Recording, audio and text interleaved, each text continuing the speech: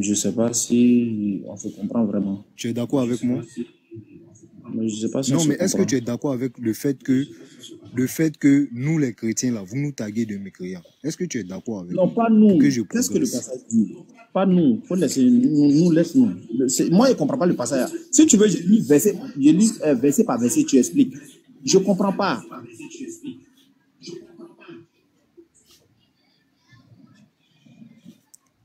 Mais ce que je dis là aussi, tu comprends pas. Non, mais tu me dis, vous êtes des Bien mécréants. d'expliquer ça comment?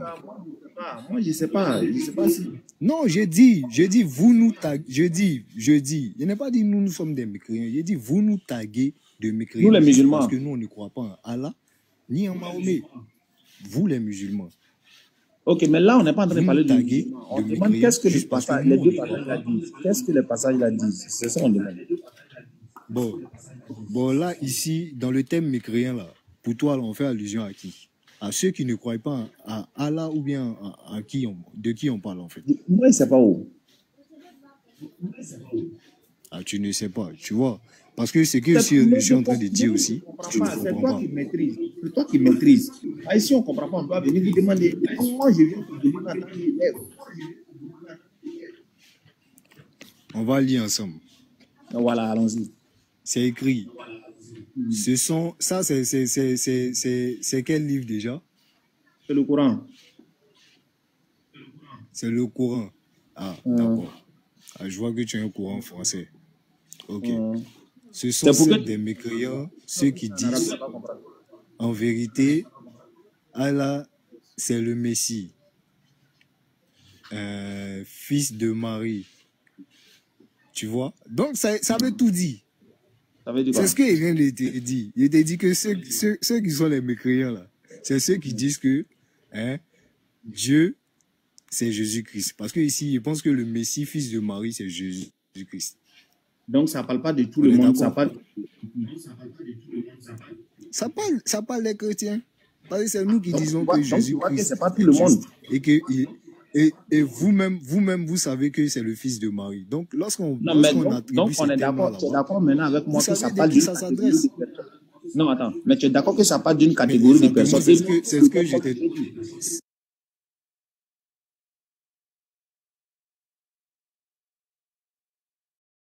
Et c'est ce que je t'ai dit depuis le début. Non. Tu as dit toute personne qui ne croit pas en Allah, ça parle de. Tu vois que ça ne parle pas de tout le monde. Maintenant, quand j'ai donné mon explication, j'ai dit, pour moi qui suis un chrétien, qui ne croit pas en Allah, et qui dit que Jésus-Christ est Dieu, on me tag automatiquement des mécréants. Donc, voilà le passage. Tu es d'accord avec moi ou pas? Tu dis non. Non, tu as dit ça parle des chrétiens maintenant, donc continue. Ok, donc, on était où là? On dit, ô enfants d'Israël, adorez Allah. Depuis quand Allah sera adoré en Israël? Bon, là, bref. Ô enfants d'Israël, adorez Allah, mon Seigneur et votre Seigneur. Quiconque associe Allah à d'autres divinités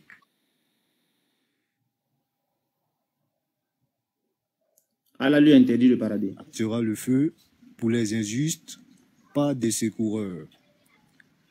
Ça veut dire quoi? Point d'exclamation. Bon, déjà, moi, je ne me sens pas concerné parce que je pense pas que mon salut se trouve dans ce que le Coran dit. En haut là, ça parle de vous et puis en bas. Parce qu'en Israël,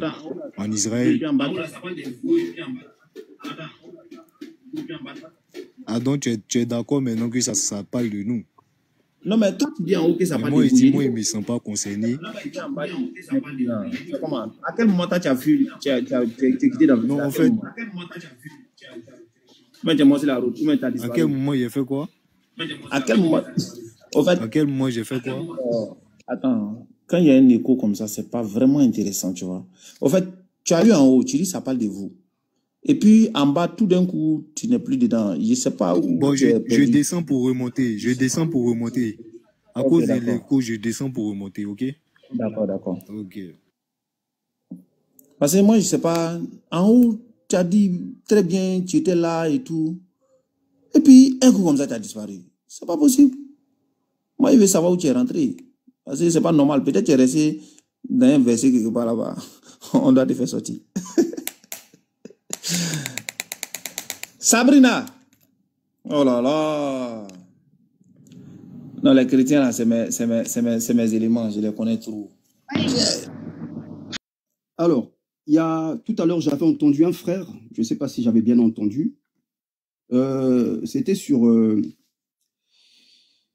fait que les musulmans, ils prient en arabe, c'est ça? Je ne sais pas si j'avais bien compris le débat de tout à l'heure. Ah, le monsieur, c'était un quoi? Un kémite? Bien sûr, il n'y a que eux qui pleurent, c'est ça. Ah, ok. Et c'était quoi, en fait, la réponse que vous lui avez donnée? On lui a dit que le Coran était descendu en arabe et que dans le Coran, on nous mentionne de réciter les versets à notre portée pendant la prière. Et donc, si le Coran est descendu en arabe, nécessairement, la récitation se fera en arabe pour ne pas trahir l'original. Maintenant, pour ce qui concerne les autres actes d'adoration que sont les invocations que nous faisons à notre Créateur, genre par exemple, une personne qui demande, comme on l'a fait pour Cheikh Adam, on a besoin de fonds pour maintenir les lives, pour encourager la da'wah. Et donc, une personne qui aimerait demander à Dieu de le soutenir dans ce sens, il peut le faire en français, il peut le faire en bambara, en la langue qu'il veut. Par contre, pour ce qui concerne la salat, c'est-à-dire que la prière légiférée que le Seigneur Dieu nous a révélée, c'est nécessairement en arabe parce que c'est la langue originale et toute traduction est trahison de l'original. D'accord. Et le monsieur, il a dit quoi après? Il vous a donné des arguments ou bien il est parti? Il est venu en m'entend. Attends, toi, tu n'es pas tu es policier ou bien? Non, mais frère Adam, on essaye de... Le monsieur, parle pour toi. Non, en fait, c'est parce que c'est... Toi, tu nous as dit de faire le live, et puis tu viens maintenant, oui, le monsieur, il a dit quoi? Qu'est-ce que vous avez dit? Le monsieur, il a dit quoi après? Qu'est-ce que vous avez dit? Regarde-moi lui là. Tiens, non, papa, ou t'as qui? Frère Adam. Lui... Faut demander si tu as question, il faut poser tes questions. Si tu n'as pas de questions, il faut laisser. Il ne faut pas venir nous demander qu'est-ce que tu as dit, il a dit quoi, vous avez dit quoi, qu'est-ce que comme ça. Ça veut dire quoi ça? Non, mais j'aimerais savoir une chose. Est-ce que tu ne vas pas savoir. Pas savoir. Non, mais si tu frère Adam, demain, si on lève, tu viens vite. Tout se passe devant toi. Est-ce que tu as des questions? C'est ce qu'il t'a demandé. Non, mais en fait, ma question, c'est par rapport à ça. C'est ça le problème. Donc, pose ta question. Très bien. Alors, frère Adam ou bien le frère Linky, tu m'entends? Oui, je t'entends. Oui. Est-ce que toi, tu trouves ça normal aussi que ta divinité te demande de prier en cette langue-là? Oui, je trouve ça normal. Comment ça explique? Essaie de m'expliquer. En fait, je viens de le faire. Attends. Excuse-moi. Les enfants d'Israël, là, les frères de ton Dieu qui sont en Israël là-bas, là, eux, ils prient dans quelle langue? Comment ça, ils prient dans quelle langue? J'aime pas ça. Est-ce que tu sais que frère Adam, il y a des juifs partout? Oui, ils prient dans quelle langue? Très bien. Ils sont partout. Alors, ils prient dans la langue ou dans le pays dans lequel ils sont? C'est faux. Il faut me prouver ça. Frère Adam. Frère Adam.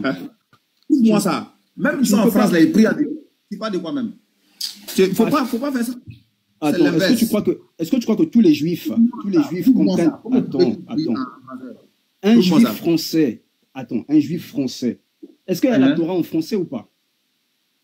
Ils ne prient pas en français. Du calme. Est-ce qu'il y a la Torah en français ou pas? Ils ont traduit en français. On traduit ça en français. Il n'y a pas de problème. Ah, très bien. Donc, dans quelle langue il prie? Un juif français, dans quelle langue il prie? En français? Non, pas du tout. Il y a des juifs qui ne savent pas parler hébreu.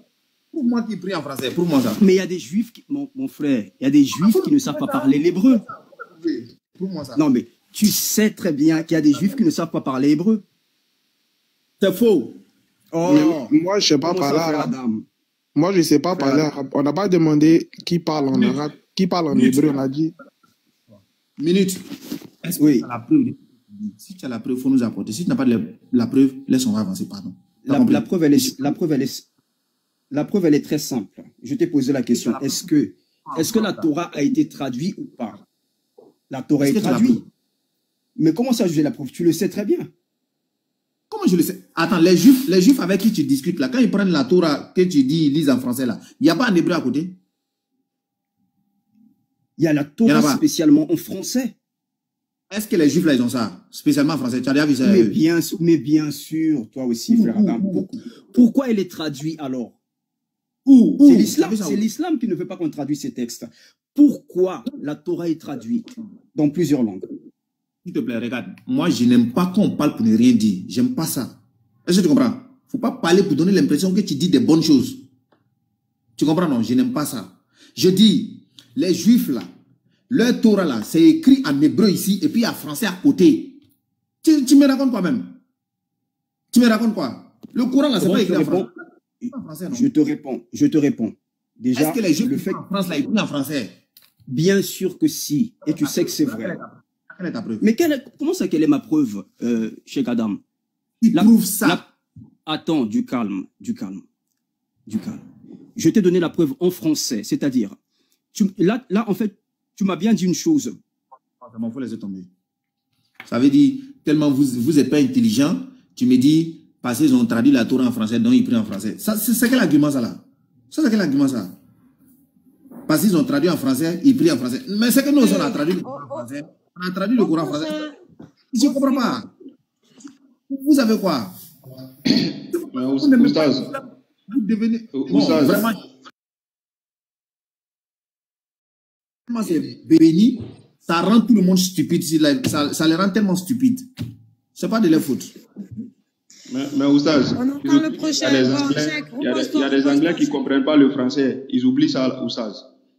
Il y a des Anglais qui ne comprennent pas le français. Ben oui. C'est ça le problème. Le problème, c'est la langue. Cheikh Adam, repose-toi un peu. Parce qu'il vous a expliqué hier, Cheikh Adam, hier, il vous a expliqué, il vous a dit. C'est pas parce que je... Ne croyez pas que si je démute pas, c'est parce que je ne peux pas répondre. Il vous a expliqué, vous voyez quand il se démute, Cheikh Adam. Il vous a expliqué. Vous voyez, quand Cheikh Adam il se démute, on ne passe pas par 4 chemins. On ne passe pas par 4 évangiles. On va direct. Cheikh Adam, repose-toi un petit peu. Repose-toi. Regarde, Jabaté, Liki, ils sont là. Tu peux te reposer un petit peu, Cheikh Adam. D'accord, mais ça va trop vite. Mais Cheikh Adam, quand on parle avec toi, ça va trop vite. Tu nous laisses même pas savourer, là. Bon, je suis là, je suis de retour. Toi, mute-toi, Roi David, s'il te plaît. Mute-toi, je vais t'expliquer. Quand je te mute, il y a un écho. Alors, mute-toi, s'il te plaît. Voilà, je t'explique comment ça va se passer. Tu vas parler, mais par contre, dès que tu n'as plus la parole, mute-toi tout de suite. Parce que sinon, ça fait écho, les autres, ils s'entendent pas ou ils s'entendent 2 fois. Voilà, on t'écoute. Attends, il y a Newget. Newget, bonjour. Oui, bonjour à tous. Comment tu vas, Newget? Ça va, grâce à Dieu, moi je vais bien. J'espère que vous aussi. Nous aussi, alhamdoulilah, par la grâce d'Allah. Tu n'es toujours pas musulman, Newget? Ah, ma sœur, mais comment je vais devenir musulman, moi là? Moi j'ai déjà vu des aveugles voir, des sourds entendre. Tu veux que je fasse comment? D'accord. Donc toi, parce que tu vois des aveugles voir et des sourds qui entendent, c'est que tu es convaincu, c'est ça? Mais c'est la véracité de l'évangile qui est là. C'est la prophétie de l'évangile qui est là. D'accord. Les féticheurs, ils sont dans le vrai, du coup. Non, les féticheurs, ils prient pas au nom de Jésus.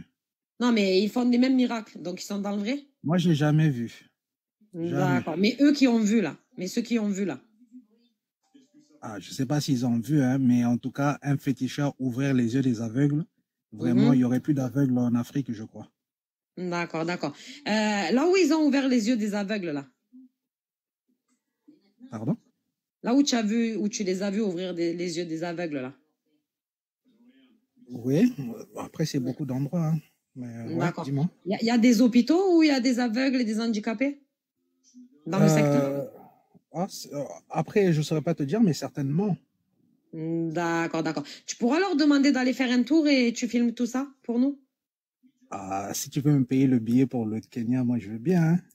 Mais c'est là-bas que tu as vu ça? Tu as vu ça au Kenya, c'est ça? Ouais, sur place. Je veux dire, en vidéo, j'ai vu. Mais Jésus, il fait des miracles ailleurs qu'au Kenya, non?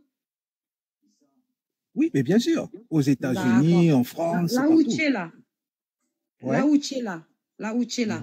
Il y a des miracles aussi de Jésus. Ouais, j'ai déjà vu.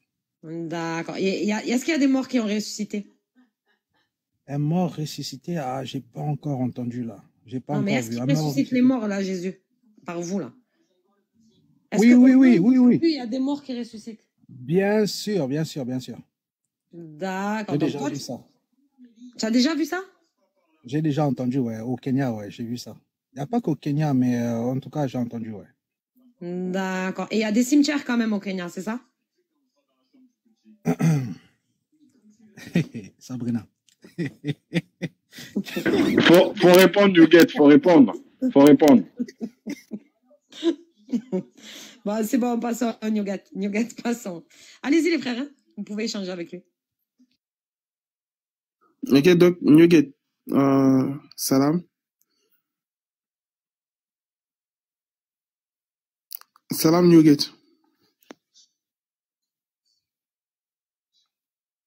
Frère, pardon. Aïe. Attends, mais tu riais. Sabona, tu l'as fait rire en tout cas.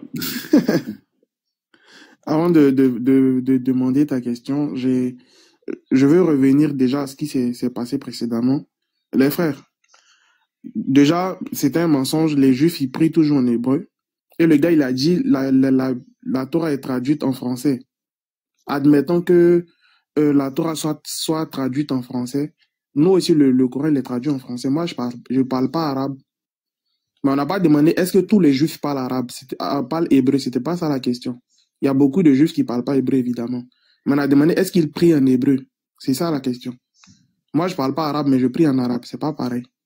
On n'a pas dit que tous les musulmans parlent arabe couramment. Je suis sûr que dans ce live, il y a beaucoup de musulmans qui peuvent même pas faire une phrase en arabe. Comme moi. Mais par contre, on prie en arabe. Parce que c'est ce que Dieu nous a révélé, il nous a montré comment faire la prière, comment s'adresser à lui. C'est lui notre créateur. Il nous connaît mieux que nous-mêmes, on se connaît. C'est comme quand tu vas acheter une télé. C'est le fabricant de la télé qui te donne les indications pour allumer la télé, pour brancher l'antenne, pour faire tout. Le fabricant de meubles aussi, pareil. C'est lui qui te donne les instructions à suivre. C'est comme ça que Allah Azza, c'est lui qui nous a créés. C'est lui qui sait comment on doit se rapprocher de lui. C'est lui qui nous donne les instructions pour ça. Et nous, on ne fait que respecter ce que notre divinité nous a donné de faire. Et si vous trouvez qu'il y a un problème avec ça, c'est que vous n'êtes pas des vrais croyants. Parce que le vrai croyant, c'est celui qui s'attelle à respecter les prescriptions de sa divinité. Les prescriptions de sa divinité. Notre divinité nous a demandé de réciter des versets du Coran. Notre divinité nous a demandé de réciter des versets du Coran pendant la prière. Et réciter des versets du Coran sous-entend de les réciter dans leur forme originale. Parce qu'il y a des traductions qui ne sont pas possibles. Comme je dis, dans tous les Corans, vous allez toujours voir le mot salat. Parce que le mot salat, même dans la traduction, pour les gens qui ont fait les essais de traduction, il n'y a pas son équivalent en français. Par abus de langage, on dit prière, mais c'est pas vraiment la prière, c'est juste un essai de traduction. Sinon, le mot c'est salat, il n'y a pas son équivalent en français. Donc nous, on ne peut que garder la langue originale. Si ça n'en déplaise à ceux qui veulent, les Juifs le font, nous on le fait. Va falloir vous poser des questions, vous demander, est-ce que finalement c'est pas nous qui sommes dans l'erreur d'attarder nos foi sur des traductions, et des traductions qui sont à peu près, qui sont bancales, on va dire. C'est aujourd'hui même, je me suis rendu compte que les traductions étaient vraiment bancales, surtout en français.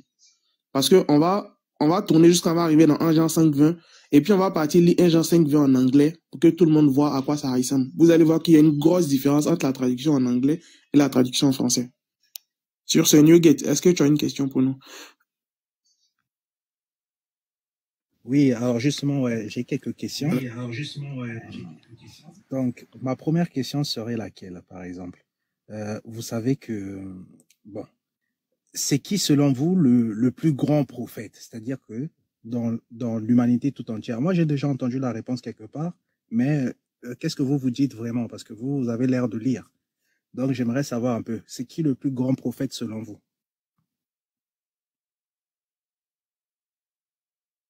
Ok. Le Coran nous dit dans la sourate 2, verset 285 que nous ne devons pas faire de distinction entre les messagers. Nous, en tant que croyants, ne devons pas faire de distinction entre les messagers. Donc, pour nous, il n'y a pas de plus grand prophète, de plus petit prophète. C'est juste une différence dans le message. Et puis, dans dans les faveurs que Dieu leur a fait en fonction de leur mission. Sinon, il n'y a pas de plus grand prophète, il n'y a pas de plus petit prophète. On ne fait pas de distinction entre les messagers. Par contre, il y a une distinction entre les créatures d'Allah. Pas dans le sens de qu'ils soient prophètes ou pas, mais dans le sens de comme les prophètes sont meilleurs que nous, alors que nous sommes tous des hommes. Mais entre eux, prophètes, il n'y a pas de distinction entre les prophètes, je précise. Là, tout le monde est d'accord parce que c'est pas la réponse que j'avais entendue. Il va ajouter quelques petits éléments par rapport à ce que le frère Liki il a dit. Exactement, on n'a pas de différence qu'on met entre les prophètes. Et déjà, quand on parle de différence, quand on ne met pas de différence, on parle en termes du Tawhid, c'est-à-dire l'unicité de l'éternel Dieu. Donc, c'est ce que Dieu il a donné comme colonne vertébrale à tous ses prophètes, c'est-à-dire la connaissance et la connaissance d'un seul Dieu unique qu'on doit adorer sans associer, sans image. Donc, voici ce qu'il a donné à tous ces prophètes-là. Voilà pourquoi dans la Bible, Jésus-Christ il dira, écoute Israël, le Seigneur notre Dieu est l'unique Seigneur. Donc, tous les prophètes que l'éternel Dieu il a envoyé déjà, que Allah il a envoyé, et tous avaient un message unique qu'il devait donner à l'humanité. Donc, en cela, déjà, il n'y a pas de différence. Maintenant, Allah, il nous dit dans le Coran quoi? Il dit quoi? Il a favorisé d'autres prophètes par rapport à d'autres. Là, on parle de faveur. Est-ce que tu comprends? Par exemple, dans la sourate 33, on va te dire ce que le messager, ce qui a été permis au messager Mohammed sallallahu alayhi wa sallam. Et par contre, il y a d'autres personnes, cela n'aurait pas permis. Tu vois, c'est un privilège pour le messager Mohammed sallallahu alayhi wa sallam d'avoir tous ces privilèges-là déjà. Est-ce que tu comprends? Donc, lui, il était favorisé par rapport aux êtres humains, lambda, ainsi de suite. Maintenant, par rapport aux faveurs aussi, écoute ce qui se passe réellement. Quand tu prends le cas de Jésus-Christ, par exemple, lui, il a eu le faveur de l'éternel Dieu de pouvoir faire quoi? De ressusciter les morts. Il n'y a pas d'autres prophètes qui ont eu ça peut-être. Tu vois un peu. Maintenant, quand tu parles de la question que tu viens de poser tout à l'heure, là, déjà, là, concernant qui est le plus grand prophète, moi, c'est sur quoi tu te bases réellement. Par exemple, tu as regardé des documentaires, par exemple. Voilà, il y a des personnes qui ont fait des reportages en disant que le prophète, celui-là même qui est le plus influent parmi toutes les personnalités du monde, c'était le messager Mohammed, sallallahu alayhi wa sallam. Et cela se voit aujourd'hui. Tu vois un peu. Donc, ça veut dire quoi? Par rapport aux autres prophètes, le messager Mohammed, sallallahu alayhi wa sallam, a eu plus d'impact, a eu plus d'influence que les autres auparavant. Tu vois un peu. Sinon, la colonne vertébrale qui est le message, qui est l'unicité de Dieu, demeure toujours. Voilà pourquoi Allah il nous dit, dans le Coran, il y a un verset qui m'échappe un peu là, où Allah il dit, il a favorisé d'autres prophètes à d'autres personnes. Tu vois un peu. Il y a des faveurs qui ont été faites à d'autres prophètes. Mais par contre, cela ne nous dit pas qu'il y a de différences entre eux dans quoi? Dans l'unicité de l'éternel Dieu. Est-ce que tu comprends? Mais sinon, le messager Mohammed sallallahu alayhi wa sallam, lorsque tu lis la sourate, regarde un peu, hein, cela prouve réellement qu'il est vraiment plus influent. Parce que pourquoi Allah il nous dit quoi? Dans la sourate 25, le verset 1er, il dit quoi? Qu'on exerce la bénédiction de celui qui a fait descendre le lit du discernement sur son serviteur Mohammed, afin qu'il soit un avertisseur à tout l'univers. Est-ce que tu comprends? Donc ça vous dit quoi? Le message du messager Mohammed sallallahu alayhi wa sallam là, ça a traversé le temps, ça traverse tout l'univers. Donc tout le monde a compris un peu son message. Donc ça fait que le messager Mohammed sallallahu alayhi wa sallam, par rapport à son influence, il a transformé toute une nation. Est-ce que tu comprends? C'est-à-dire que quoi? Quand tu prends le cas des Arabes, par exemple, les Arabes, ils n'étaient pas sur un bon chemin auparavant. Mais quand le messager Mohammed sallallahu alayhi wa sallam est rentré dans leur vie et qu'ils ont reçu le message que Allah lui a donné, tu as vu qu'il a transformé toute une communauté à lui seul. Mais chose que Jésus-Christ, lorsqu'il est venu parmi les enfants d'Israël, chose qu'il n'a pas pu réaliser réellement. Tu vois? Quand ils ont cherché même à le tuer. Tu vois un peu? Donc, il y a d'autres qui ont été favorisés. Il y a d'autres qui n'ont pas encore eu beaucoup de faveur de la part de l'éternel Dieu. Sinon, je suis pas d'accord avec toi. Mon frère, c'est pas parce qu'il a parlé de Jésus que tu as dit que je ne suis pas d'accord. C'est bon, on ne parle pas de toi. C'est Nugget qui a posé ta question. Il faut laisser, on va répondre. On n'a pas besoin de ton avis. Donc, Nugget, donc voici un peu ce que je suis en train de dire concernant, par rapport aux questions que tu viens de poser là, concernant ce prophète-là, les faveurs. Voilà. Il était donné déjà, il était distingué déjà. C'est-à-dire qu'il faut faire la différence entre celui qui a été favorisé et la différence entre la colonne vertébrale que tous ces prophètes-là ils avaient. Voilà, il faut mettre ça d'abord. Si tu as ça en tête, tu vas réellement savoir. Ça fait 2000 ans aujourd'hui. Ça fait 2000 ans. Pardon, mon frère. On n'explique pas pour toi, non, on va expliquer pour les gens. Nous qui écoutons plus influents par rapport à son message. Sabrina, Pardon, tu Non, peux mais dire c'est à nous lui, là, il tous n'a qu'à se qui muter. parlons. Et Allah. Nougat, Ok. laisse-les parler, s'il te plaît, Nougat. Tu as peur de moi ou quoi? C'est Oui, pas oui, il a Nougat trop... même, C'est c'est... qui David? Roi David, s'il te plaît. Moi, Oui, c'est tout le pas monde va parler quoi. de toi. C'est pour ça, comme le niveau, il est trop faible pour toi, là. Mute-toi le temps qu'il finisse, s'il te plaît, Roi David. On est en train de donner une explication, tu viens comme ça et puis tu commences à mélanger en même temps. Si c'est ton objectif de venir mélanger dans nos propos ici, il faut descendre en même temps. Nous, on n'est pas dans ça. Tu comprends? Donc, on va rester dans la logique de la question que Nuggets il a posée, parce que c'est un gars qui est réellement bien. Et moi, je le respecte pour ça, Inch'Allah. C'est ce respect-là qu'on demande à tout un chacun. Donc, Nuggets, regarde un peu la sourate que Liki vient de te donner. Tu vas réellement comprendre. Regarde ce que Allah nous dit. Allah, il dit quoi? Le messager, dans la sourate de le verset 200, dans la sourate de le verset 285, il dit quoi? Le messager a cru en ce qu'on a fait descendre vers lui, venant de son Seigneur, et aussi les croyants.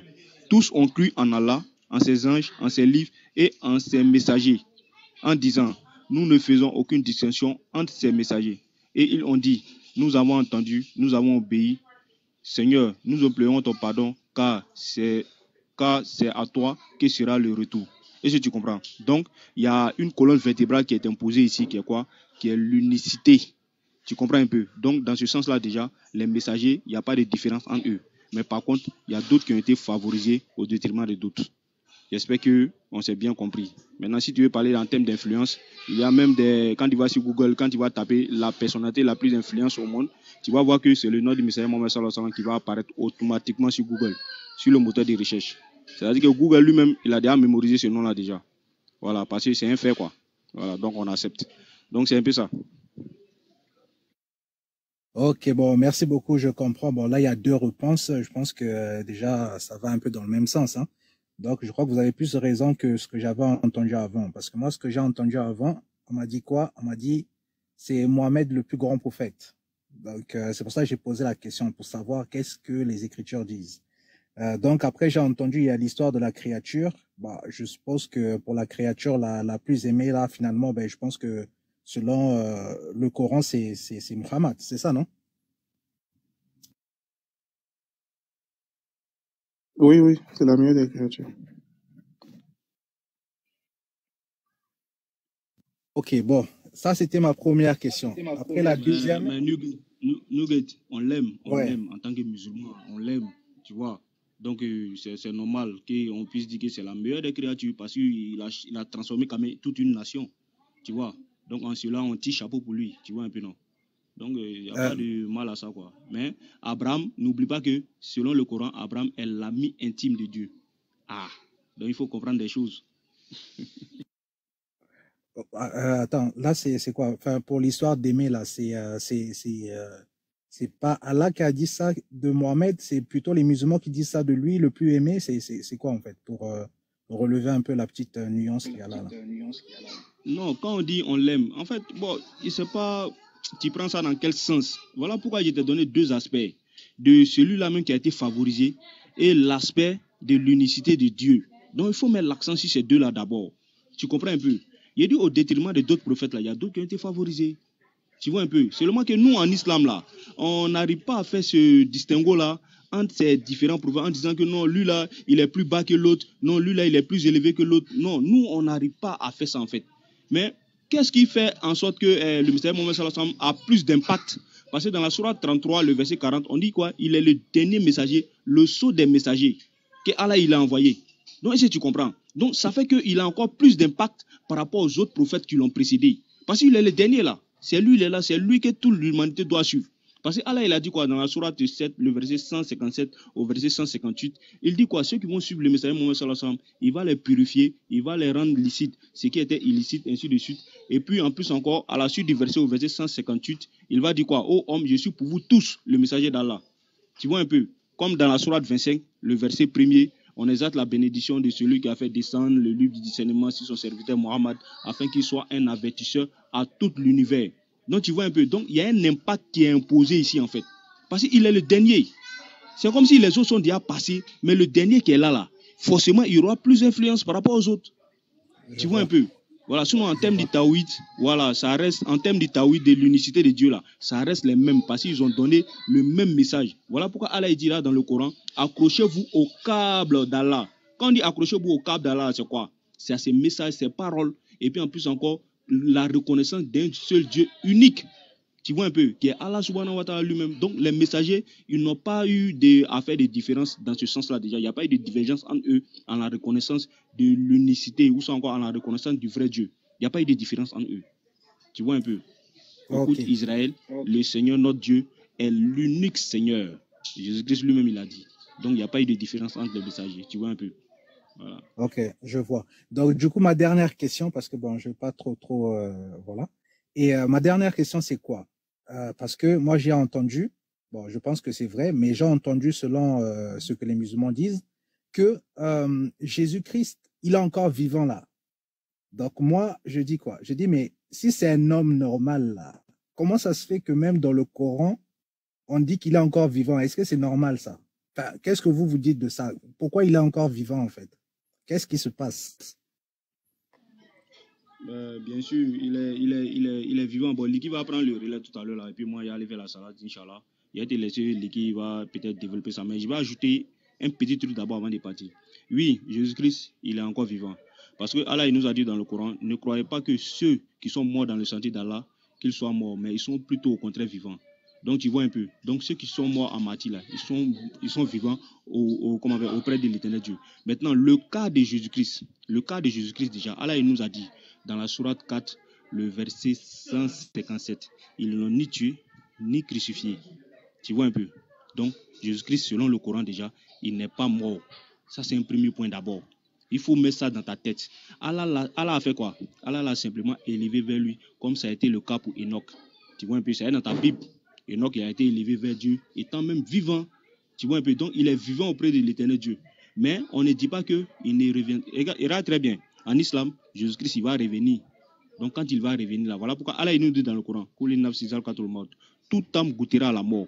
Tu vois un peu. Donc, tout le monde va mourir. Même la mort même que tu vois qu'il vient retirer ton âme chaque matin, chaque midi, soir. C'est l'islam qui nous enseigne que même la mort même va mourir. Tu vois un peu, non? Donc, c'est pour te dire que quoi? Toute personne que l'Éternel Dieu il a créé, toutes ces créatures qu'il a créées sur la terre, toute personne mourra. Donc, chacun va goûter à la mort, à cette mort-là déjà. Tu vois un peu. Maintenant, dans le cas de Jésus-Christ, actuellement là où on est, c'est-à-dire de sa naissance jusqu'à aujourd'hui où on est en 2024, il n'est pas encore mort. Tant que la fin du monde n'est pas encore arrivée, Jésus-Christ n'a pas goûté à cette mort-là, que peut-être d'autres personnes diront dans la Bible qu'il est mort, ils l'ont crucifié, ainsi de suite. Mais le Coran défend en disant quoi? Jésus-Christ, il n'est pas mort parce que Dieu l'a sauvé de cette mort-là déjà. Donc, il est auprès de l'Éternel Dieu, étant même vivant. Dieu l'a simplement élevé vers lui. Tu comprends? Mais il va revenir mourir, tu vois. Mais ça, c'est des enseignements que tu ne sais pas. Mais il faut mettre quelque chose dans ta tête. Toute âme goûtera à la mort. Même la mort même là va mourir. Donc Jésus-Christ, il n'est pas immortel, mais il va revenir mourir. Tu vois un peu non nugget. Mais Liki va renchérir encore sur quelque chose. Bon, si tu n'as pas bien compris, Inch'Allah, moi je vais faire la salade.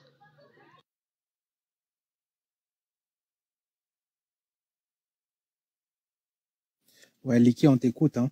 Parce que du coup, est-ce que tu es déjà satisfait de la réponse déjà?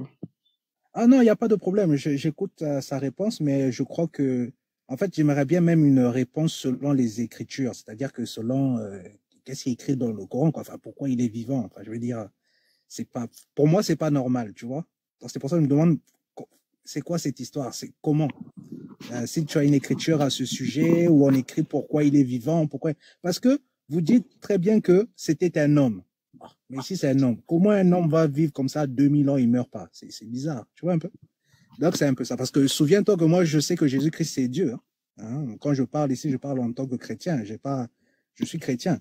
Et en tant que personne, du coup, je me pose cette question, mais comment ça se fait que dans le Coran, on dit bien qu'il n'est pas mort? On va lire le verset du Coran qui nous dit ça réellement. Regarde ce qu'il dit.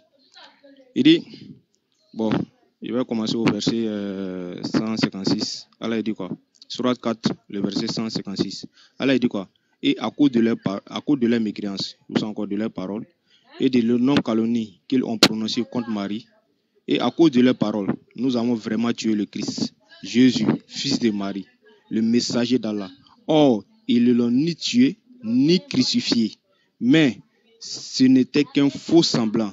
Et ceux qui ont discuté sur son sujet sont vraiment dans l'incertitude. Comme par exemple, Nugget par exemple. Donc, sont vraiment dans l'incertitude. Ils n'ont aucune connaissance certaine. Ils ne font que suivre des conjonctures. Ils ne l'ont certainement pas tué. Le verset 58 nous dit quoi? Mais Allah l'a élevé vers lui. Et Allah est puissant et sage. Donc voici le Coran qui confirme qu'il n'est pas mort. Il a été simplement enlevé au ciel, comme ça a été le cas pour Enoch. Quelqu'un qui a été élevé Donc, vers voilà. Allah Tu vois. reviendra encore sur la terre pour venir mourir. Oh, ouais. Bon, mon frère, toi, ton belé là, on dirait que c'est trop fort. Donc, Nugget. Parfois, quand tu Voilà, parles, donc il voici un faut avoir peu. pitié de ceux Voilà. qui t'écoutent. Nugget, donc voici un peu la réponse par rapport à ce qu'on a donné au Coran, dans le Coran. Liki, peut-être tu vas interagir avec Liki. Moi, je vais. Nugget, Voilà. tu es d'accord avec ce qu'il vient de dire? D'accord, comment? Nugget, C'est-à-dire, tu es d'accord avec ce qu'il vient de dire là? mais si Roi c'est David. écrit, si c'est Roi écrit David. sur Moi, le je Coran, conçois Roi pas le David. fait que... Roi David. Non, attends. Roi David. Attendez que je m'explique. Roi Attendez que David. je m'explique. Faut te muter. Attendez que je Faut te m'explique, s'il vous muter. plaît. Faut te muter. Faut te Je muter. conçois pas le fait Faut te que muter. on dise que Il dit faut te quelqu'un muter, a Roi été David. enlevé. Roi attendez, David. moi j'ai fini. On va l'écouter. Moi j'ai fini. Laisse-moi avec les finir Roi questions. David. et Faut puis te je muter vais d'abord. m'arrêter. Attends, Hein? Moubarak, Je attends. Faut finirai pas Il y a va pas dans se gâter muter nos ça. lives. minutes. Voilà. Non, attends, Moubarak, attends. Faut pas y va gâter nos lives. Laissez-le, il va étaler son ignorance. Laisse, Et après, on va vous l'attraper maintenant me dans la laissez Bible m'exprimer. Ça concernant le fait cas combien de temps d'Enoch. je veux m'exprimer? Il va Je nous n'arrive dire pas. pourquoi Enoch Vous aussi là, il a m'écoutez été depuis. élevé. Vas-y, faut parler. En fait, il bug. David, faut attendre que ta connexion soit bien. Voilà. Sinon, C'est tu ça le vas problème. parler C'est avec moi. qu'il Laissez-moi bug, étaler. il bug et ça résonne. Il bug et ça résonne en plus. Vas-y David, si tu entends là, tu peux parler. On se mute. Nous. Non, faut qu'il se mute le temps que sa connexion se rétablisse. Parce que là, il a Vous que une barre. m'entendez? Donc, si tu parles actuellement, tu seras en différé avec nous. Et maintenant, là, vous m'entendez? Vas-y On va David, vas-y. t'entendre, mais ça sera en différé. Liki, depuis le début, il est en différé.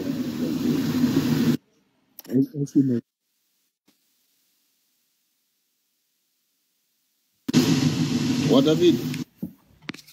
Donc, quoi, je descends, je remonte. Je pense que c'est bon, là, tu peux parler. Voilà, là c'est bon. Je peux. Oui, vas-y. Va-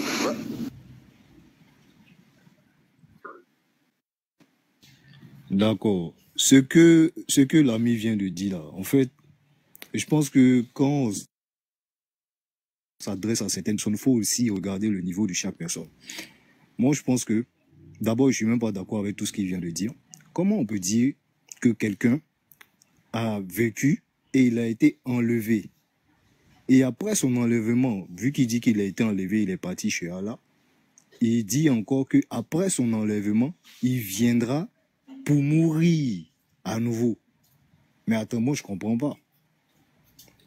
Soit il a vécu, il est mort, il est ressuscité, et il reviendra pour juger tel que cela a été dit, mais dit qu'il va aller, il a été enlevé et qu'il reviendra pour mourir, mais mon frère, il va mourir combien de fois? Ou bien toi, tu as déjà vu qui vivre, aller chez le Père et revenir pour mourir encore sur la terre? Mon frère, quand même, il faut avoir pitié de ceux qui t'écoutent. Il n'y a pas des ignorants, nous ne sommes pas des élèves ici. Donc franchement, essaie de rectifier ce que tu as dit là, parce que c'est pas du tout correct. Voilà, c'est ce que je voulais dire. Parce que il s'agit ici de Jésus-Christ. Et vu que je suis chrétien, il fallait que j'intervienne sur ce point-là. Ok. Donc, Ligi, savoir, pardon, juste une minute. Parce que ce gars-là, il est entré chez vous. Nugget, c'est à toi de parler. Hein. Voilà pourquoi il dit, on parle avec des gens qui sont ici. ta prière. Voilà, Inch'Allah, non, il est parti. Et là, Nugget, écoute bien ce qu'Allah dit. Hein. Par rapport à ce qu'il t'a donné comme explication là. En fait, le frère, il est là, bon, il dit c'est son belé là qui le fatigue. Et là, c'est ce qu'Allah dit. Allah dit, on dit quoi? Il ne l'a ni tué ni crucifié. Allah l'a certainement élevé vers lui. Et Allah est puissant et sage. Et là, le verset 59. Allah dit quoi? Il n'y aura personne parmi les gens du livre qui n'auront pas foi en lui avant sa mort. Tu comprends? Donc pour le moment là, Jésus-Christ là, il n'est pas encore mort. Allah l'a simplement élevé vers lui. Il reviendra parce que pourquoi? Tout âme goûtera à la mort. Même la mort même va mourir. Un roi David, il faut mettre ça dans ton cerveau. Pardon. Donc, Liki, vas-y.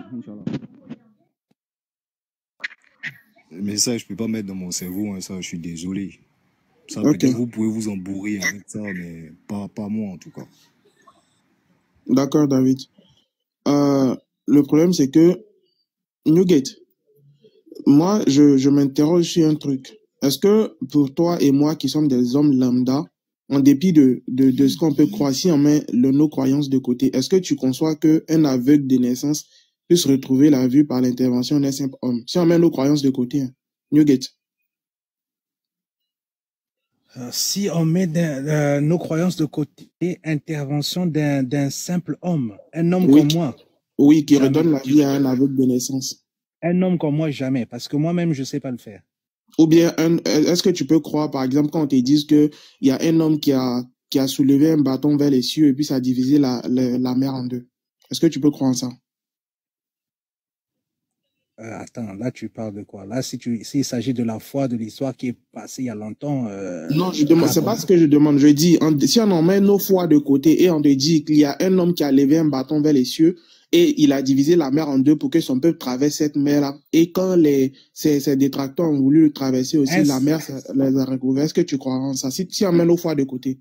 Si c'était un simple homme, je ne peux pas croire, moi. Voilà, donc si c'est c'était un simple homme, je ne peux pas croire. Impossible. Voilà, parce que exactement. Je suis un homme. Je sais. C'est quoi l'homme peut pas. Ça, je sais. Exactement. Et donc, c'est là qu'intervient la foi et la croyance en Dieu. Nous, on a foi en Dieu. On dit que Dieu, il est l'omnipotent. Ça veut dire qu'il peut tout. Et donc, si Dieu peut tout, faut pas s'étonner de quelques petits miracles, parce que ça ne relève même pas d'une intervention supranaturelle, ou bien ça révèle pas de quelque chose qui n'a jamais été vu. Nous, on croit au prophète Enoch. Je crois que chez nous, c'est Idriss. On croit au prophète Enoch. Et quand tu prends Hébreux chapitre 11, le verset 5, on dit c'est par la foi qu'Enoch fut élevé pour qu'il ne vit point la mort. Et qu'il ne parut, bon, tu vois, juste même cette partie-là, et qu'il ne vit point la mort. Donc, c'est qu'Enoch aussi a été élevé sans mourir. C'est-à-dire que lui n'est pas mort, il n'est pas ressuscité. Tout ça, il est juste monté vers les cieux sans qu'il ne connaisse la mort. Tu vois, alors qu'il y a, par exemple, Jésus va dire que Jésus a connu la mort, très certainement, vous allez dire qu'il a vaincu la mort, mais par contre, il a connu. Pourtant, Enoch, il n'a pas eu besoin de vaincre la mort. La mort même s'est même pas approchée de lui, tellement la mort avait peur. On peut prendre ça aussi de ce point de vue. Nous, on dit juste, quand tu lis la sourate, le verset du Coran, on va lire le verset du Coran qui parle de Jésus, et puis ensemble, on va essayer de l'interpréter. Et puis, on va décortiquer le verset morceau par morceau, juste voir à quoi ça ressemble, si le Coran a menti ou le Coran a dit vrai. La sourate 4, verset 157.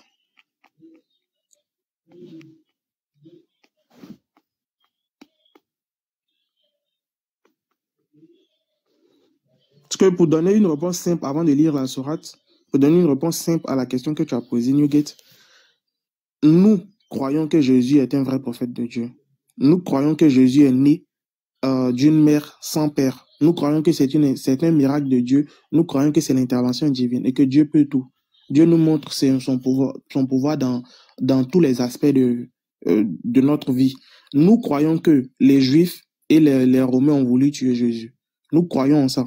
Nous croyons qu'il y a eu une crucifixion. Le Coran ne remet pas en cause l'historicité de la crucifixion. Le Coran ne dit pas qu'il n'y a pas eu crucifixion. Le Coran dit que c'est Jésus qu'ils n'ont pas crucifié. Sinon, historiquement, on sait qu'il y a eu crucifixion. Lisons le verset. On commence au verset 156. Le verset 156 dit quoi? À cause de leur mécréance et de l'énorme calomnie qu'ils nous ont prononcée contre Marie, à cause de leurs paroles, nous avons vraiment tué le Christ, Jésus, fils de Marie, le messager d'Allah. Or, ils ne l'ont ni tué, ni crucifié, mais ce n'était qu'un faux semblant. Et ceux qui discutaient à son sujet sont vraiment dans l'incertitude. Ils n'en ont aucune connaissance certaine.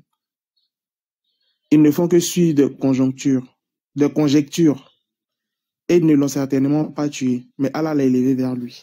Regarde, on va prendre chaque aspect de ce verset-là, du verset 157. On dit, et ceux qui discutent à ce sujet ne sont vraiment pas, ils sont vraiment dans l'incertitude. Ils n'en ont aucune connaissance certaine. Ils ne font que suivre des conjectures. Vérifions si le Coran a menti. Si le Coran a menti plutôt.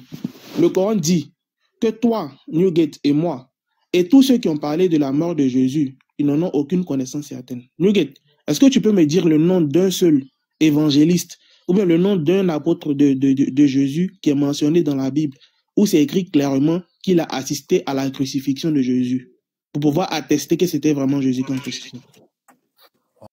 Dans Marc chapitre 14, le verset 50, on dit, alors tous l'abandonnèrent et prirent la fuite.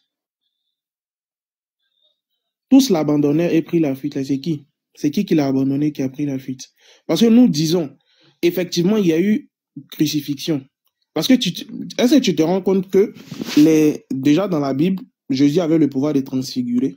Il avait le pouvoir de transfigurer, c'est changer de visage, le pouvoir de transfigurer. Et ceux qui voulaient le tuer ne le connaissaient pas à un tel point qu'ils étaient obligés de payer Judas, pour que Judas parte fait embrasser Jésus, pour qu'il sache que c'est lui-là qu'on doit tuer. Parce qu'eux-mêmes, ils ne connaissaient pas le visage. Vous ne connaissez pas le visage de quelqu'un qui a le pouvoir de transfigurer pour mettre dessus. Et les seuls apôtres, les seuls gens qui ont vraiment connu Jésus, c'est-à-dire que même Marie de Magdalene s'est trompée sur l'apparence de Jésus parce qu'il avait transfiguré. Et les seuls qui l'ont vraiment connu et qui pouvaient attester de sa présence pour dire que c'est effectivement lui qui était sur la croix là, même eux, ils n'étaient pas là, ils n'ont pas assisté. Même Simon-Pierre l'a abandonné. On dit tous l'abandonnèrent et prirent la fuite. C'est pour ça que le Coran dit, vous ne faites que suivre des conjectures. Parce que eux-mêmes qui sont censés avoir rapporté ça là, entre eux, ils se contredisent sur beaucoup d'aspects.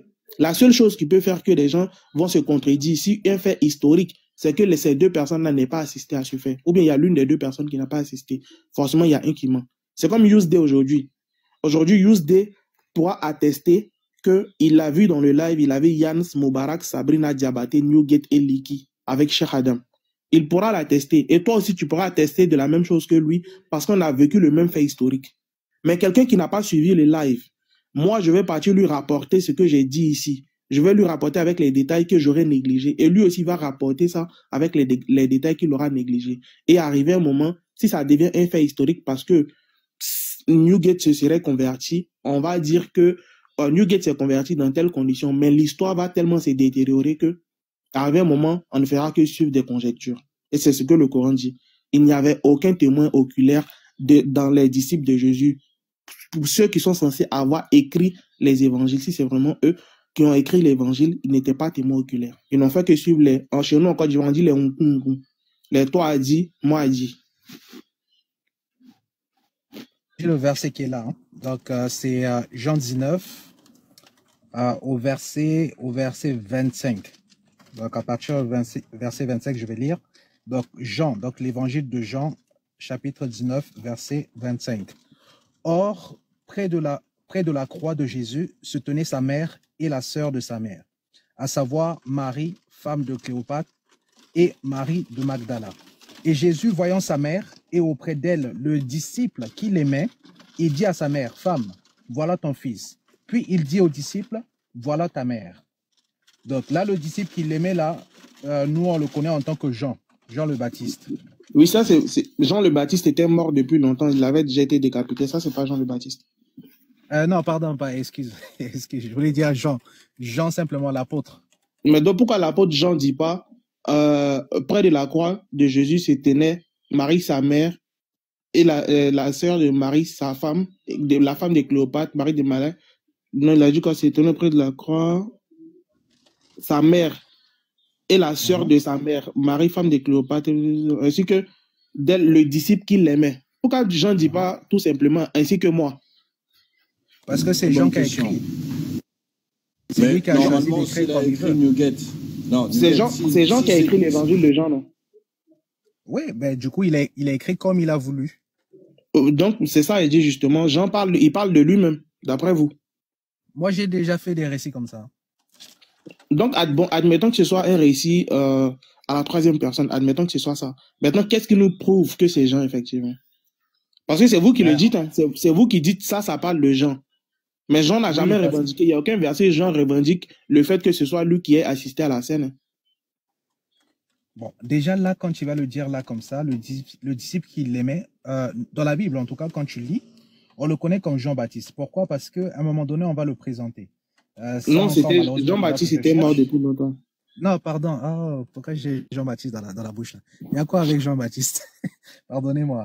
Jean l'apôtre. Oui. Donc, c'est simplement ça. C'est que quand tu vas lire, il y a Jean, l'apôtre Jean. Eh ben, on le voit, il est présenté comme étant le disciple que Jésus aimait, le plus jeune même. Parce que Il est moi, je sais présenté comme que ça. pour moi, le disciple que Jésus aimait, c'était Pierre. Pour moi, le disciple que Jésus aimait le plus, c'était Simon-Pierre. Ah bon? Oui, Bon. pour moi, c'était En Simon-Pierre. tout cas, dans la Bible, hein, quand on Oui, lit, voilà, dans la Bible, quand on lit, on voit que Jean, l'apôtre, est présenté comme le disciple que Jésus aimait le plus. c'est ce que je dis. Pour moi, c'est Pierre qui est présenté comme le disciple que Jésus aimait le plus. Parce que c'est à Pierre, il a dit, il a donné même un surnom à Pierre. À la base, Pierre s'appelle pas Pierre, il s'appelle Simon. C'est lui qui l'a appelé Pierre. Et puis il a dit, sur cette pierre, je bâtirai mon église. C'est pour ça que Ouais, l'apôtre c'est Paul facile. dit, c'est pour ça que l'apôtre Paul dit de Pierre que c'est le Seigneur qui l'a établi comme, Jean, le messager pour les enfants d'Israël. Et donc, moi, Paul, il m'a aussi établi messager pour les nations. Donc, c'est pourquoi c'est Simon-Pierre que Jésus a choisi. Pour moi, c'est Simon-Pierre que Jésus aimait le plus. C'est justement parce que vous savez que Simon-Pierre avait effectivement fui et tout le monde est au courant que Simon-Pierre a fui, il a abandonné Jésus. Donc, on ne peut pas dire que c'est lui. C'est pour ça que vous vous rabattez sur Jean. Sinon, il n'y a aucun verset qui prouve que c'est effectivement Jean. Ok. En fait, moi, je ne le dirais pas comme toi. Pourquoi? Parce que même si, peu importe, même si j'ai mes frères, même si j'ai mon petit frère que j'aime le plus, pour certaines responsabilités, je vais aller chercher celui qui est le plus capable, le mieux adapté. C'est lui que je vais donner cette responsabilité. Je ne vais pas donner au plus petit. Tu comprends un peu? Même si c'est mon frère ou bien mon enfant que j'aime le plus, là, c'est le plus petit, il y a des responsabilités que je ne vais pas lui donner. Même si, tu vois un peu, je vais donner celui qui est le plus capable. Newgate, à partir du moment où le texte est écrit à la troisième personne, là, on peut mettre toutes les conjectures qu'on veut. Toi, tu pourras dire que c'est Jean, lui, il pourra te dire que c'est pas... On n'a pas un texte réel qui nous indique qui est cette personne qui était là et qui a écrit. Ok, bon, en tout cas, on nous dit qu'il y avait un disciple que Jésus aimait là. Il était là présent. Voilà. Et c'est justement, tu vois que là, toi et moi, on est dans des conjectures. Toi, tu dis que c'est Jean, moi, je dis que c'est Pierre. Tu vois, non? C'est justement ce que le verset dit. Le verset dit, et ceux qui discutent à ce sujet sont vraiment dans l'incertitude. Ils n'en ont aucune connaissance certaine. Ils ne font que suivre des conjectures. Est-ce que le Coran a menti? En fait, là, il parle pas de ça, le Coran. Il parle pas où il s'agit de Jean ou bien de, je sais pas qui, Pierre ou... Oui, le Coran parle de tout ce qui tourne autour de la mort et la résurrection de Jésus. Là. Tout ce qui tourne autour de la crucifixion. Est-ce que le fait qu'un disciple de Jésus soit présent là, ça tourne autour de sa crucifixion? Parce qu'on a besoin de témoins oculaires pour raconter l'histoire. Oui, parce que quand tu parlais tout à l'heure, tu disais quoi? Tu disais quelque chose du genre, il y avait aucun disciple. Tu as même lu dans Marc. Tu as dit que oui, tous les ont abandonné, tout ça, etc. Donc, tout cela, c'était pour prouver que il n'y avait pas de disciple qui était présent lors de la croix de Jésus-Christ, quand il était là crucifié sur cette croix. Ce que tu as dit, c'était pour dire qu'il n'y avait pas un de ses disciples. Or, quand on se rend compte... Ouais. Nous qui sommes les lecteurs du Coran, ce que le frère Liki l'a dit, c'est plus que clair. En fait, ça, c'est pas un verset à interprétation équivoque. Non, c'est un verset qui est très clair. Et l'explication qu'il t'a donnée est très claire aussi. Après, je sais pas, en fait, pourquoi est-ce que tu essayes de chercher une explication farfelue par rapport à ça. C'est une explication qui est très claire. Vas-y, Liki, reprend. Oui, en fait, je cherche pas d'explication farfelue. C'était juste pour parce que c'est lui qui a dit, hein. Parce que moi, je dis avec ce que je suis d'accord avec Nugget. Tu as dit, il y avait un disciple de Jésus qui était présent. Je suis d'accord que c'est écrit. Moi, je suis d'accord que c'est écrit. Mais le disciple qui était présent, on est dans l'incertitude, toi et moi. Personne ne sait c'est qui le disciple. Et le Coran dit justement que ceux qui ont discuté à ce sujet sont dans l'incertitude, ils n'en ont aucune connaissance certaine. Bon, qu'est-ce qui prouve que le disciple qui était là, c'est forcément un apôtre? Ok. En fait, même si il n'y avait pas de disciple là, on nous dit ici par contre, il y avait sa mère. Je pense que... Où est l'évangile de sa mère? Ah, c'est dans ce sens-là. Ah, là, c'est compliqué, hein, mon frère. Tu vois, parce que c'est sa mère. C'est comme si on dit, moi et Yann on discutait, Newgate était présent. Par contre, Newgate n'est pas là aujourd'hui pour raconter l'histoire. Et c'est Yousde qui n'était pas là qui vient dire, ah ouais, il y a Yousde qui était présent, donc ça veut dire que ça s'est passé comme ça. Pourtant, Yous n'était pas là. C'est Newgate qui était là. Newgate ne raconte pas. C'est Yous qui raconte alors que lui n'était pas là. Ok, peut-être il y en a d'autres qui savent, hein, je sais pas. Il y a peut-être d'autres chrétiens là qui savent s'il y avait un disciple là-bas. Si ce disciple est des gens, si vous connaissez le verset, s'il vous plaît, vous nous dites. Parce que. Jésus dans les commentaires, arrête de faire trop le mec qui est bien éduqué, j'ai pas roté, sinon j'allais m'excuser. C'est toi qui entends mal, c'est ton micro qui c'est sûrement les baffes de ton téléphone qui sont pourris. Donc, ce que j'ai dit, Newgate, peut-être, tu vois, toi, tu as dit, par exemple, il y a d'autres qui savent. C'est justement ce que le Coran dit. Le Coran ne remet pas en cause l'historicité de la crucifixion. Le Coran ne dit pas qu'il n'y a pas eu crucifixion. Le Coran dit tous ceux qui vont discuter à ce sujet, ils seront certainement dans l'incertitude. Parce que peu importe l'aspect dans lequel tu vas le prendre, on va discuter, puis tu vas voir qu'il y a des incohérences. Parce que chacun va dire ce qu'il a entendu venant des autres. Parce que Luc raconte une histoire, et l'histoire que Luc raconte est différente de celle que Matthieu raconte, est différente de celle que Jean raconte, est différente de celle que Marc raconte à des détails près. Parce que tu vas voir qu'à chaque fois, là, il y a un qui va dire les deux apôtres l'ont insulté, l'autre va dire non, les deux apôtres l'ont pas insulté. Il y a un qui va dire que Jésus s'est épuisé à la telle heure, l'autre va dire non, c'est l'autre heure. Il y a un qui va dire que la terre s'est fendue, les saints sont sortis de la terre. Il y a l'autre qui le dit pas. Et en fait, chacun d'entre eux dit quelque chose qui part dans le sens de ce qu'il a entendu venant des autres. Mais personne n'a une connaissance certaine dessus parce qu'ils n'étaient pas là. Tu as dit que Marie était là, Marie de Magdala était là, mais où est l'évangile de Marie? Où est l'histoire que Marie de Magdala raconte? Sa mère, hein? Oui, mais où est l'histoire que Marie raconte? Où est l'histoire que Marie raconte concernant ça? Où est l'histoire que Marie de Magdala raconte concernant ça? Bon, ils sont pas obligés de raconter aussi. Enfin, bon, et ça, je te suis. Moi, je t'ai juste donné ce passage pour te dire que, hey, frère, tu te trompes, il y avait un disciple. Et toi, tu voulais aller où? Tu peux aller là où tu voulais aller, s'il te plaît? Où je voulais aller, c'est ça. Je dis, quand tu lis le verset du Coran, le Coran te dit, tous ceux qui discutent au sujet de la crucifixion de Jésus, ils n'en ont aucune connaissance certaine, ils sont dans l'incertitude. Parce que peu importe l'aspect dans lequel on va le prendre, c'est forcément de l'incertitude, on n'a aucune connaissance certaine. Et celui qui a la connaissance certaine, c'est Dieu, c'est Allah Azawajal. Et c'est pour ça que Allah, il nous dit clairement, vous ne savez pas, c'est moi qui sais. Et voilà ce que moi j'ai fait. Vous ne l'avez ni tué, ni crucifié, mais Allah l'a élevé vers lui. Allah l'a élevé vers lui et Allah l'a élevé vivant. Il est élevé vivant comme Allah Azawajal, il avait élevé Idriss Enoch avant Jésus, qui est vivant aussi. Jésus n'est pas le seul vivant qui n'a pas encore goûté à la mort.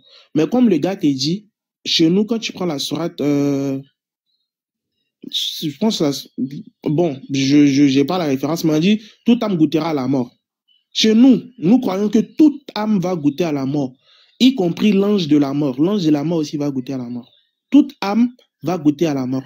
Donc Jésus-Christ, il est l'un des signes annonciateurs de la fin des temps chez nous. Nous croyons en ça. Nous croyons en l'Antichrist. Nous croyons que l'Antichrist va venir, le Dajjal va venir, Jésus-Christ va venir combattre l'Antichrist.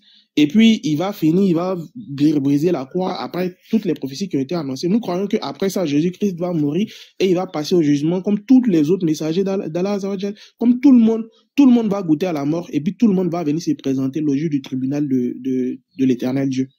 Nous croyons en ça. Particulier, oui, Jésus est particulier. Est-ce que tu me demandes s'il a eu des privilèges plus que d'autres personnes? Oui, il a eu des privilèges plus que d'autres personnes. Est-ce que tu me demandes si Jésus est spécial? Le Coran le dit, c'est l'un des rapprochés d'Allah. Est-ce que tu me demandes si Jésus a un caractère particulier comparé aux autres hommes? Oui, il a un caractère particulier. Comme beaucoup d'autres messagers aussi ont des caractères particuliers. Abraham est la seule personne à qui Dieu a dit qu'il est son ami intime. Ok. Et parce que là, je viens de me rappeler là.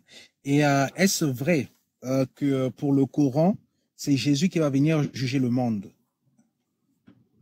Non, c'est pas vrai.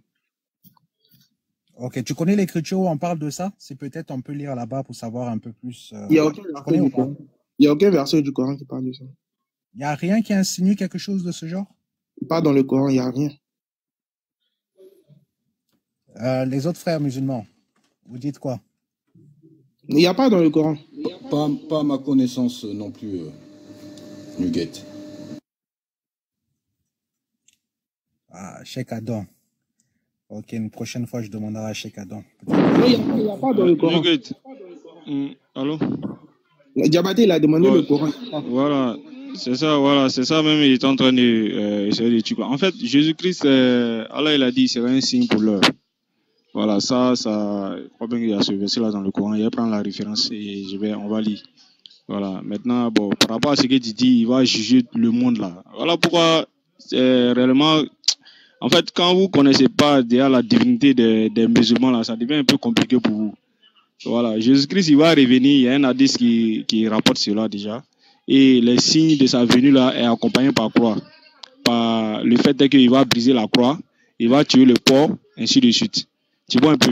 C'est-à-dire que vous déjà, par rapport à sa venue là, vous en tant que chrétien, vous êtes déjà disqualifié quoi. Vous voyez un peu. Voilà, parce que les signes que peut-être l'Église a pris pour mettre en lumière la valeur de Jésus-Christ, c'est-à-dire l'exemple de la croix par exemple, parce qu'ils ont menti sur Jésus-Christ par rapport à ça, qu'ils l'ont tué. Donc Jésus-Christ, il va venir quand même, il va manifester cette volonté-là de montrer aux yeux du monde entier que vraiment c'était réellement quelque chose qu'ils ont menti sur lui. Donc il va venir briser la croix, il va tuer le porc parce que déjà Allah dit dans le Coran que le porc aussi, voilà, c'est un animal qui est impur, qu'on ne doit pas consommer. Mais par rapport au signe annonciateur déjà, parce que Jésus-Christ, pourquoi? Allah dit quoi dans le Coran? Allah il nous dit que chaque messager que lui il a envoyé là seront témoins, ils seront témoins pour leur communauté. Tu vois un peu? Donc chaque messager qui est venu, lorsqu'ils sont passés dans une communauté, ils seront tous témoins contre eux. Voilà, donc Jésus-Christ va quand même rendre témoignage lorsqu'il va venir. Voilà pourquoi nous disons qu'il reviendra. Quand il va finir de rendre ce témoignage-là, il va goûter à la mort par la suite. Tu vois un peu. Voilà. Maintenant, deuxième aussi des choses, c'est que Jésus-Christ, par rapport aux enfants d'Israël surtout, donc quand il vient déjà, il faut qu'il puisse témoigner contre les enfants d'Israël. Donc tous ces témoignages-là, ça doit être fait. Voilà pourquoi ce sont des signes en fait. Tu vois, quand il va venir à la fin du monde là, il va venir accomplir toutes ces œuvres-là et puis maintenant mettre tout le monde au même pied d'égalité avant même qu'on arrive au jour du jugement. Parce que le grand jugement appartient à qui? Appartient à Allah. Tu vois un peu. Mais chaque messager sera témoin contre son peuple. Tu vois un peu. Pour retrancher un peu tout ce que peut-être Dieu leur a donné. Est-ce qu'il n'y a pas un messager qui est venu vous avertir, ainsi de suite. Donc les messagers maintenant vont témoigner pour dire, ah, on est venu vers vous, voilà ceux-là qui ne nous ont pas écoutés, voilà ceux-là qui ne nous ont pas écoutés. Tu vois un peu. Voilà pourquoi il y a un hadith même qui rapporte que lorsque les gens vont venir vers Moussa, Moussa va leur dire, allez-y voir tant. Quand ils vont venir vers Jésus, Jésus maintenant va les faire retour. Allez-y vers le messager Mohammed sallallahu alayhi wa sallam. Donc c'est le messager Mohammed sallallahu alayhi wa sallam maintenant qui sera la dernière personne à intercéder pour le monde entier auprès d'Allah subhanahu wa ta'ala. Tu vois un peu. Bon, ça c'est l'enseignement coranique que le Coran nous donne. Sinon, par rapport à son avènement, à l'avènement de Jésus-Christ, il ne faut pas prendre le jugement ici comme quoi il viendra juger l'humanité tout entière. Non, il ne faut pas prendre le jugement dans ce sens-là. Parce que le jugement par rapport à l'humanité tout entière appartient à Allah subhanahu wa ta'ala seul. Tu vois un peu. Sinon, Jésus-Christ, il sera un signe pour l'heure. Voilà, je crois bien que le Coran a dit ça. Voilà, donc c'est un peu ça, quoi, Nugget.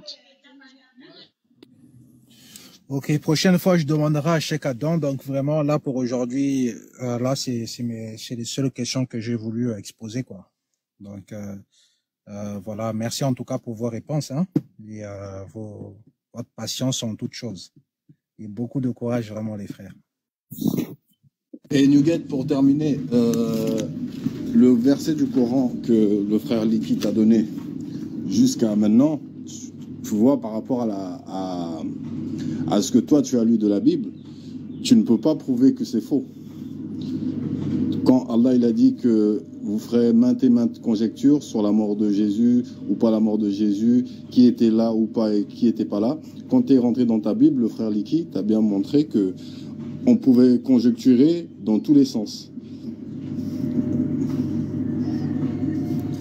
En fait, quand on rentre dans la Bible, ouais, je vous entends. Hein.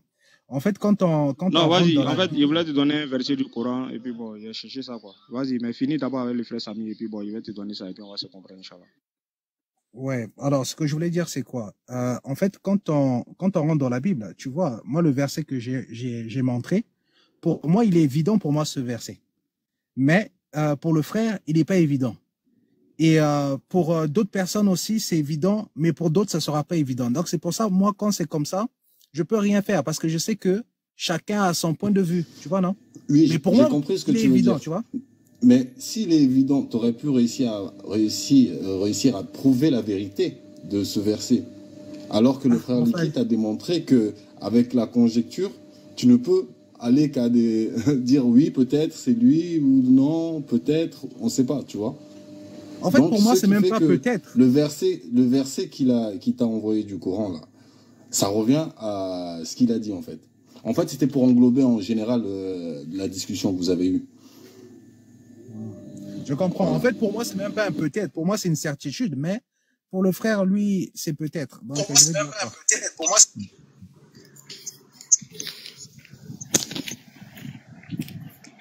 Voilà, Philippe, faut t'imiter au micro. Bismillah Diabaté, tu peux envoyer ton verset. Voilà, voilà. Donc, Nugget, donc c'est ce que je te disais par rapport aux signes annonciateurs de l'heure. Et on parle de la fin du monde Jésus-Christ. Voilà pourquoi on dira que Jésus-Christ, on dit, il va venir même, il va tuer le Dajjal, ainsi de suite. Ça, c'est l'islam qui nous enseigne ça. Voilà, il sera accompagné de beaucoup de signes à la fin des temps. Voilà pourquoi il n'est pas encore mort, il va goûter à cette mort-là. Il y a bien dans la Sourate 43, le verset 57. Allah, il dit quoi? Quand on cite l'exemple du fils de Marie, ton peuple s'en détourne. Le peuple du Messiah Mohammed sallallahu alayhi wa sallam, c'est-à-dire, eux, on leur donne l'exemple du fils de Marie, Jésus-Christ. Au verset 58, on dit quoi? En disant, nos dieux sont-ils meilleurs ou bien lui? Ce n'est que par polémique qu'il te cite comme exemple. Ce sont plutôt des gens chicanés. Alors bon, ça c'est un français, je vais souligner ça. Maintenant, le verset 59 qui nous intéresse, on dit quoi? On dit, il, Jésus, n'était qu'un serviteur que nous avons comblé de bienfaits et que nous avions désigné un exemple aux enfants d'Israël.